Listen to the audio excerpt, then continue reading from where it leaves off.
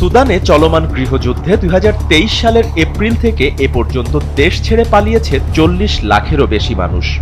এই বাস্তুচ্যুতির সংখ্যা বিশ্বব্যাপী এক ধ্বংসাত্মক মাইলফলক বলে জানিয়েছে জাতিসংঘের শরণার্থী সংস্থা UNHCR।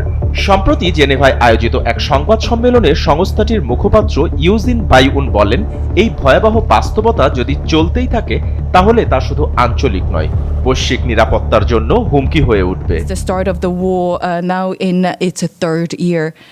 The 4 million people. পরিসংখ্যানে দেখা গেছে সোমবার পর্যন্ত 40,03,385 জন শরণার্থী, আশ্রয় প্রার্থী ও প্রত্যাবর্তনকারী হিসেবে সুদান থেকে পালিয়ে এসেছেন। এর মধ্যে মিশরে পালিয়েছে 15 লাখ, 11 লাখের বেশি দক্ষিণ সুদানে গেছেন। তাদের মধ্যে 8 লাখ প্রত্যাবর্তনকারী, যারা নিজেরাও সুদানে শরণার্থী ছিলেন। UNHCR পূর্বসাদে একটি গভীরতম মানবিক জরুরি অবস্থা বর্ণনা করেছে। ওয়ালটন আবারও মিলিয়নিয়ার অফারে ওয়ালটন ফ্রিজ কিনে আপনিও হয়ে যেতে পারেন মিলিয়নিয়ার।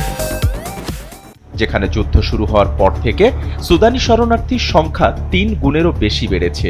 সংঘাত শুরু হওয়ার আগে দেশটি 4 লাখের বেশি সুদানি শরণার্থীকে আশ্রয় দিয়েছিল। এখন এর সংখ্যা 12 লাখ ছাড়িয়েছে।